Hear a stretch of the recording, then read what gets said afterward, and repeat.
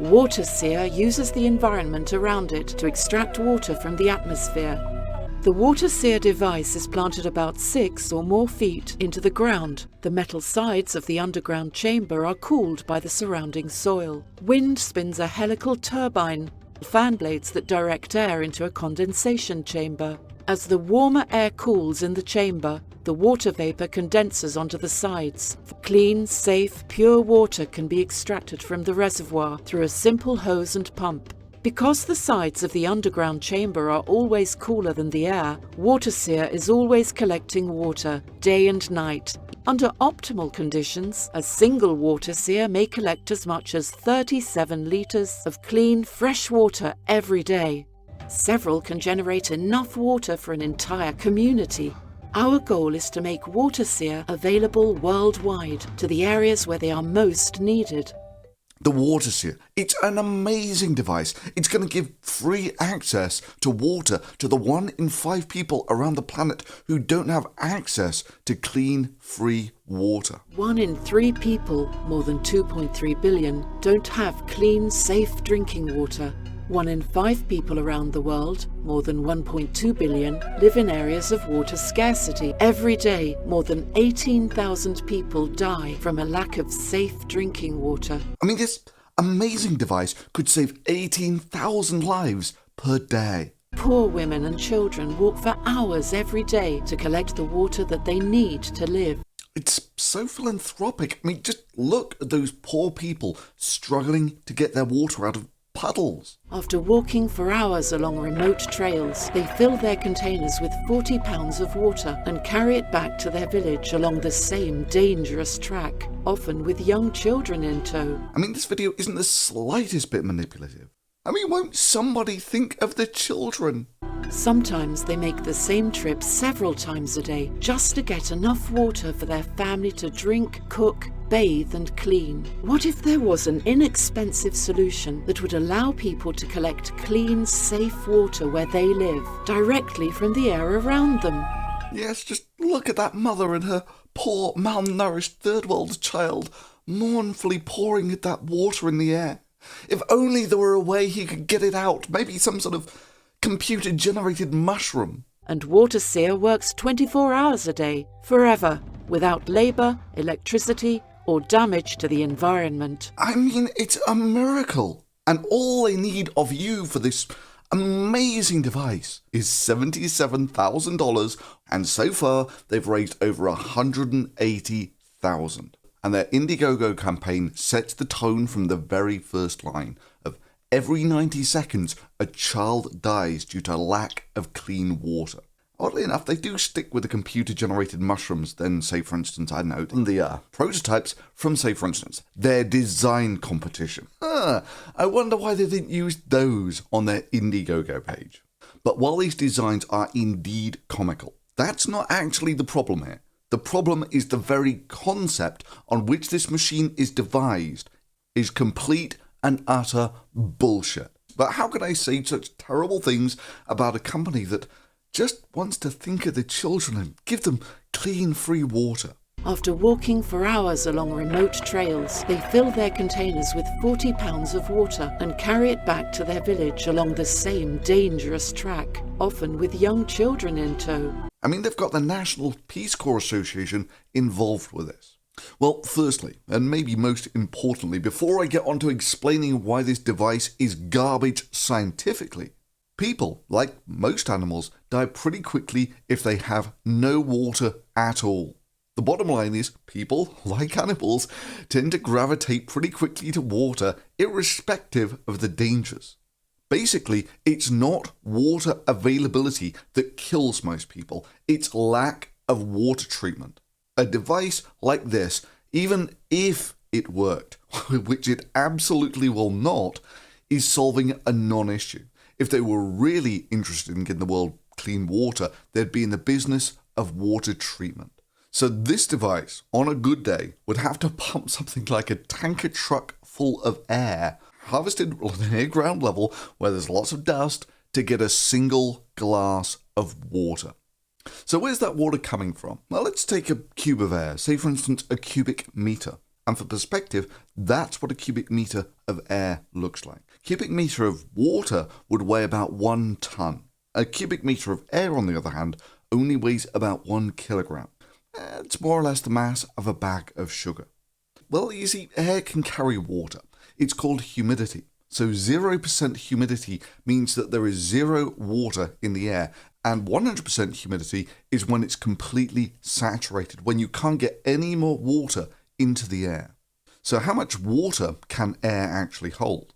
Well, it turns out it's temperature sensitive. So on a hot day, say for instance 30 degrees Celsius or about 90 Fahrenheit, as I add water to this 1 cubic meter of air, that evaporates into the volume and the humidity rises. Till I've added about 30 grams, 30 milliliters, about the volume of a chocolate bar into this 1 cubic meter, and then you have 100% humidity.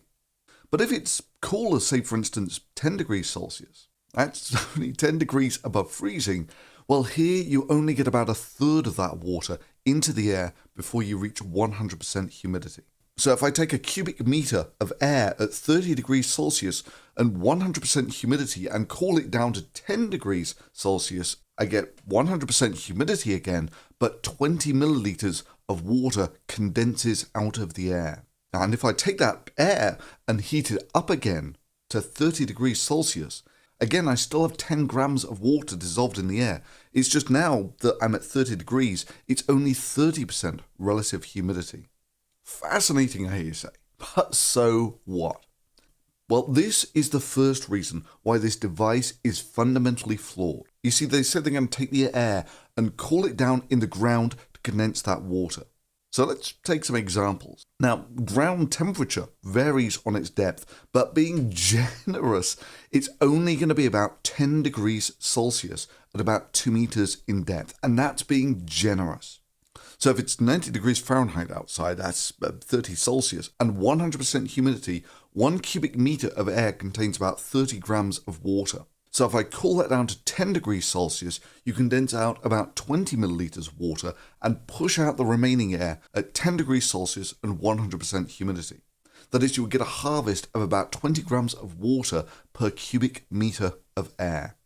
Right, so let's now say that it's 10 degrees outside and 100% humidity.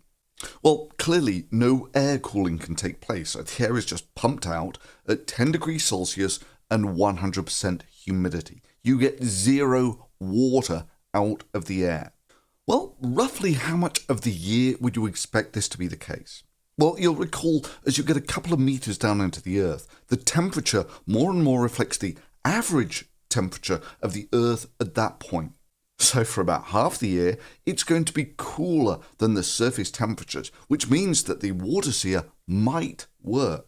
But for the other 6 months of the year, the air temperature is going to be cooler than the Earth temperature 2 meters down, which prohibits the Waterseer from working. Because the sides of the underground chamber are always cooler than the air, Waterseer is always collecting water, day and night. Which ballpark numbers means the Waterseer will produce no water whatsoever for about 6 months of the year. And for the record, people typically die of thirst after only about a week without water. Okay, so for half the year it can't work. But it'll work in the desert, right? You know, in drought-stricken areas, in arid areas, right? You know, like they claim in the video. For each Waterseer bought in the US, we will provide one to someone who needs access to clean, safe water in developing countries and in drought-stricken and arid regions where clean water is scarce. Well, let's take a typical desert area in America. I don't know, what would be a typical desert area? I don't know, maybe something like New Mexico. You're goddamn right. Well, when it's hot, in July, it's about 30 degrees Celsius, now 90 Fahrenheit, and the humidity's about 20%, which means that if you cool that down to 10 degrees Celsius, the humidity goes up to about 60%, and no water whatsoever will be condensed. That is, no matter how many Waterseers you have, whether it's 1, 10, 100 or 1,000, you will never get a single drop of water. Several can generate enough water for an entire community. In fact, this chart is beautiful because basically Waterseer can only work when the dew point is at the ground temperature at about 2 meters down, which is about 10 degrees Celsius. So Waterseer might actually be able to condense some water on 1 or 2 days per year in a arid desert type area. Clean, safe water in developing countries and in drought-stricken and arid regions where clean water is scarce. Well, okay, I hear you say. So it won't work in arid climates. But what if there were, say, for instance, 100% humidity at 90 Fahrenheit, 30 Celsius? You know, like, say, for instance, in Florida before a hurricane or a thunderstorm or something. Now, for this example, you're going to have to ignore the fact that places that typically have high humidity typically get high rainfall, and the device would have no use whatsoever. But just for the sake of argument, how well would this device work in such conditions? Well, under these ideal circumstances, of 30 Celsius and 100% humidity, you would cool that air down to 10 Celsius and you would get 20 milliliters of water or so out of a cubic meter of air, which means you would need somewhere between 2 to 3 of these giant tanker trucks is the volume of air you would have to put through this device to get 1 liter of water. However, they claim under ideal circumstances they're going to get 40 litres of water per day. So they must pump about 2,000 cubic metres of air through this pipe per day. Give or take, that's the volume of about 100 20-ton tanker trucks. And they've got to do that through this device 24 hours a day. So we can calculate a rough flow rate for what's going to be going through these pipes. And it's going to be about 100 or so cubic meters per hour, or 0.03 cubic meters per second, about 30 liters per second. Well, we can see the rough dimensions of the device, and we can see the pipe going down is about 14 centimeters in diameter. So the airflow going down's not too bad. It's about 1.5 meters per second, about walking speed. But then the air has to come out of a pipe that is generously 1/3 of the size, which means that the exhaust blowing up through this thing is coming out at about 15 meters per second. It's about 30 miles per hour or 50 kilometers per hour. And it's got to be blowing that hard 24 hours a day, 7 days a week. Kind of tough seeing is this device, when there is no wind, the device will be 100% inefficient. Because the sides of the underground chamber are always cooler than the air, Waterseer is always collecting water, day and night, even without wind. So yeah, the volume of air this device has to push through about a couple of inches diameter tube seems highly questionable.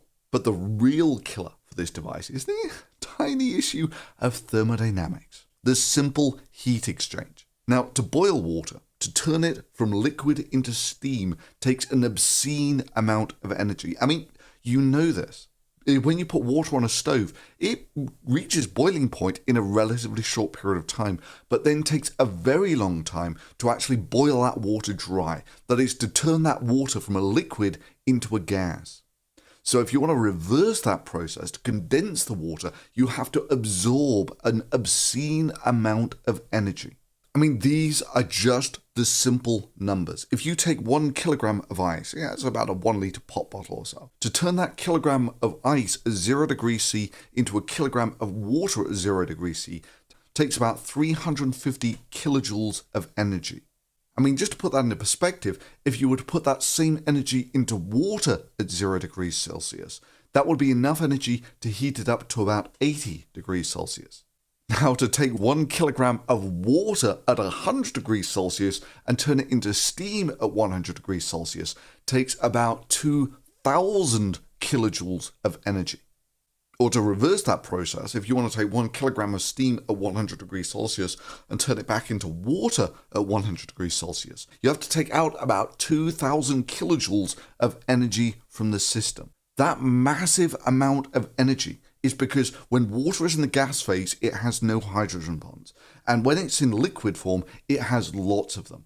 That's the energy that you've got to get rid of. It's simple thermodynamics. You cannot dodge it. It's conservation of energy stuff. That's the energy you've got to get rid of when you're basically turning the gas into a liquid. It doesn't really make that much difference if you do this at boiling point are at room temperature. You break the hydrogen bonds, you've got to put energy into the system. You want to condense the water, you've got to take that energy out of the system. It's that simple. Okay, so 2,000 kilojoules for 1 kilogram of water, and they want to do 40 kilograms per day. Under optimal conditions, a single waterseer may collect as much as 37 litres of clean, fresh water every day. So they've got to get rid of 80,000 kilojoules of energy. And there is nowhere else for that energy to go but into the surrounding soil. Nowhere else for it to go. So how much will 80,000 kilojoules heat up the surrounding soil?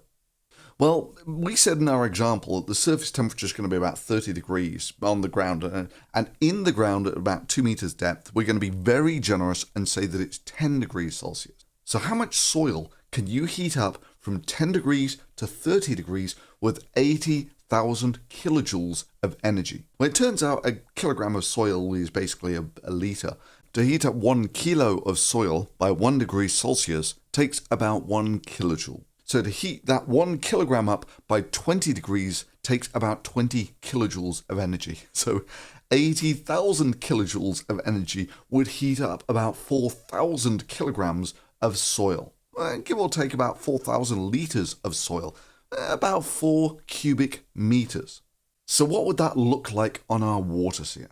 Well, we know that it's buried about 6 feet or 2 meters down, so that bulb is about 0.6 meters in diameter. So you can work out its volume at about 100 litres, which is about right for their perspective. You know, half full is going to be about 40 litres. That's on the right ballpark.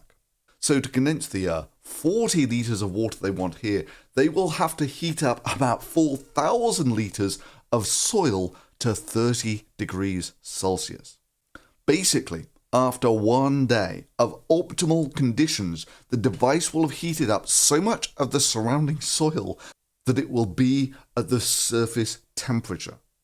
And that's only the energy you have to get rid of to turn the water from a gas into a liquid. It's ignoring the fact that you have to cool down 2,000 cubic meters of air. That's about 2 tons of air from 30 degrees to 10 degrees. Or maybe a more intuitive argument. If you blow hot summer air over a square meter of winter soil, how long will it be before that soil is at the air temperature? Or another way of proving that this device is utter bullshit. So it's going to condense 40 litres of water. So it has to dump 80,000 kilojoules of energy into the soil. We can express that as a rate. A day is 24 hours, and each hour is 3,600 seconds, so a day, conveniently, is about 85,000 seconds. Watts is joules per second. So 80,000 kilojoules in 80,000 seconds is a rate of about 1 kilowatt. That's the minimum energy you have to get rid of. So we know the size of the bulb, so we can calculate its surface area, and it's about 1 square meter. So the heat flux on the pump is about 1 kilowatt per square meter. Well, let's compare that to what we get on the surface. Turns out about 1 kilowatt per square meter is the energy that you get from the sun when it's directly overhead at the equator. If this device were working as specified, the heating rate of that bulb is comparable to it being directly under the sun 24/7 at the equator. Yeah, it's not going to stay at 10 degrees Celsius for long. And once it gets up to 30 degrees Celsius, even with 100% humidity, the device will stop working entirely. Even with these perfectly optimal conditions. But maybe I need to wrap this up in some more emotive language. You know, like when someone think about the one child who dies of thirst every second and give me some money. So if you live in a hot, dry area where the humidity is below about 30%, anyone who relies on the Waterseer will not get a single drop of water and will die of thirst. Alternatively, if it's a hot, humid area, one which we'll assume for the moment magically has low rainfall for some unexplained reason, it might work for almost a day. And then everyone who is trusted in the Waterseer to keep them alive will die of thirst. Or maybe, just maybe, in a perfect area for the Waterseer, where the humidity is high, and the temperature is high, and the ground is a magical perfect conductor. But all of a sudden, there's no wind. Everyone who depends on the Waterseer to provide them with drinking water will die of thirst. And these are the most trivial thermodynamic calculations. Stuff that you can do in about 10 minutes with numbers from Wiki that have been known for hundreds of years. However, you check out the guy behind the Indiegogo campaign, you get some distinctly mixed messages. Apparently the guy has been an immigrant, a soldier, an officer, a dad, a CTO, a COO, and a CEO. An entrepreneur, investor, and a patriot. He even has his own lab. It's called VC Labs? Whatever. A research lab. It's got to be. I mean, here you ask. It must be, because they've got the Waterseer listed on their projects page, along with other ideas like the Power Max, which doesn't seem to exist anywhere else on the entire web. The odd thing is Donald's previous companies, like this one from 2002 to 2004, of which he was the COO and CEO, was called S3 Technologies, where S3 stands for speed, simplicity, and success. Oddly, that seemed to use exactly the same address as VC Labs. Oddly enough, after S3 vanished, he became the Chief Executive Officer of T3, Tiger Tech, which stands for trusted, talented, and tireless.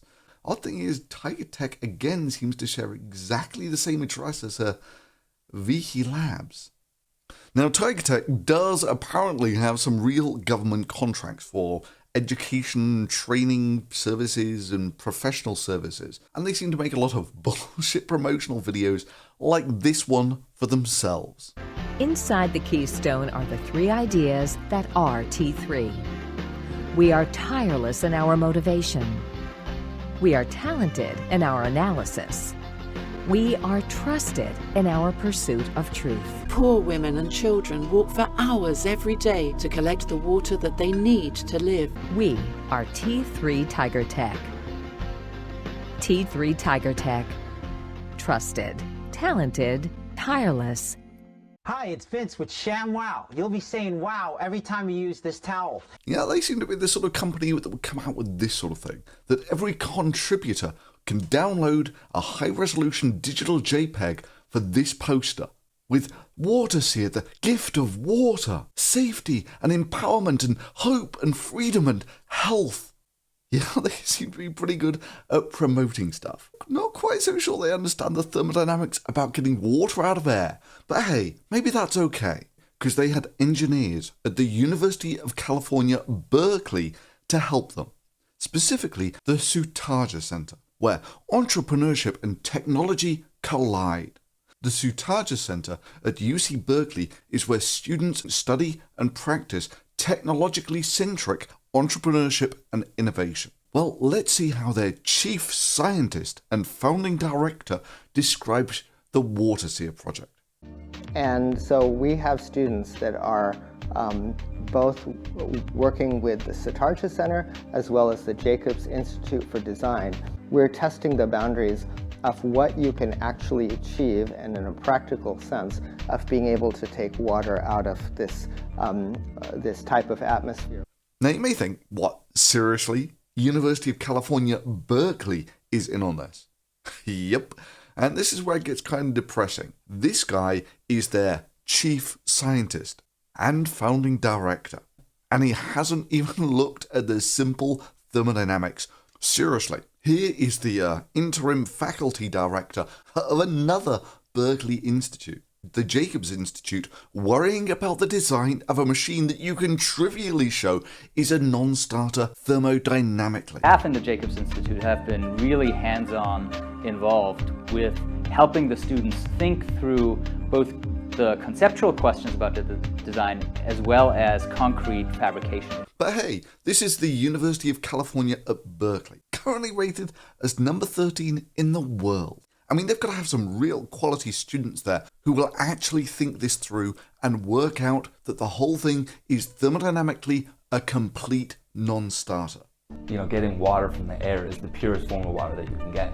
The project is in itself a very profound, impactful solution to many people around the world who don't have clean, accessible water.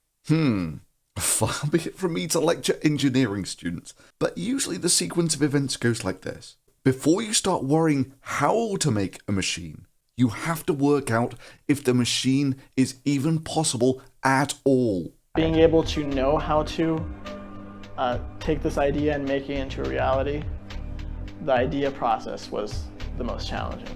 Well, that's an interesting opinion there from a guy wearing a University of Berkeley engineering top. However, I would have thought that beating the thermodynamics would have been the toughest challenge here. The conservation of energy stuff. This is obviously a big concept, and in order to actually do it, we need a really clever design idea. Dude, all the design ideas in the world will not get around the fact that for every litre of water you condense, you have to get rid of about 2,000 kilojoules of energy. Artists and designers and engineers on the same team. And so initially when we set out for a solution, we initially wanted to mimic the hydrophobicity design of a lily pad. Artists and designers and engineers. And maybe next time you should get someone on the team who understands conservation of energy. Making clean water possible in these parts of the world will have a simply life-changing and revolutionary effect on what it means for almost everybody in that part of the world, and therefore in the whole world. Yes, and with such world-changing aspirations, maybe that's why the first prize in their design competition was $12,000. Seriously, I still can't get over the fact that they had a competition in an engineering school, which you can show with just some simple back-of-the-envelope calculations that the whole idea is bullshit. Anyway, the thing that's maybe a little more funny than that is the revolutionary designs that the engineers at Berkeley came up with. Yes, they even made a Waterseer for a lily pad thing, which they claim makes 3 to 4 litres of water per day. Waterseer uses the environment around it to extract water from the atmosphere. Here's how it works. A metal central support pole is planted into the ground several meters deep. The lower temperature of the ground cools the pole, below the temperature of the surrounding air. Water vapor condenses onto the broad surfaces of the plates and flows down the channel to a collection vessel. A single Waterseer may collect as much as 3 litres or more of clean, fresh water every day. Waterseer works forever, without labour, electricity or damage to the environment. Several can generate enough water for an entire community. For each Waterseer bought in the US, we will provide one to someone who needs access to clean, safe water in developing countries and in drought-stricken and arid regions where clean water is scarce. Which is way more bullshit than the claims they made about this thing. I mean, really, guys, I don't want to impugn your engineering ability, but are you sure you're not just measuring rainfall here? So it turns out the Berkeley guys weren't the only ones to buy into this. Simple ideas will solve all of the world's water shortage problems. I mean, I found this in a news report months before the Indiegogo thing. Electric wind turbine that drags the air down this pipe. Avdianko has created water, 1/3 of a gallon during one day.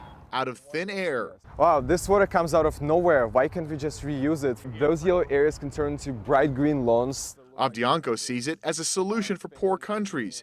He has entered it in USD's Changemaker Challenge, an innovation competition. And believe it or not, I mean, you just tear your nails out at this sort of thing. The guy won a prize for an idea that is fundamentally flawed, and it's trivial to show that it's fundamentally flawed. Personally, I would love nothing more than a slap fight of these two locked in this battle of intellectual property rights over something that is thermodynamically a non-starter. In the meanwhile, it's going to be interesting to see the response from Berkeley, Tiger Tech, Viki Labs, and the National Peace Corps. So you had this. Question. You list the National Peace Corps Association as a partner. What role have they played?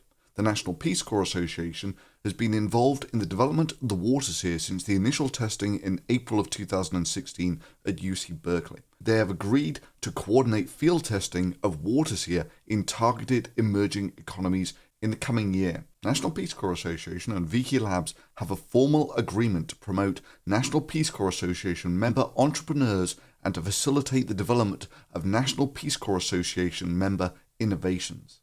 Whatever that may mean. Yeah, it's going to be interesting to know what the National Peace Corps Association and University of California, Berkeley's opinion is on how they raised over $180,000 with a sappy, manipulative video like this. After walking for hours along remote trails, they fill their containers with 40 pounds of water and carry it back to their village along the same dangerous track, often with young children in tow. To create a device that cannot work as claimed.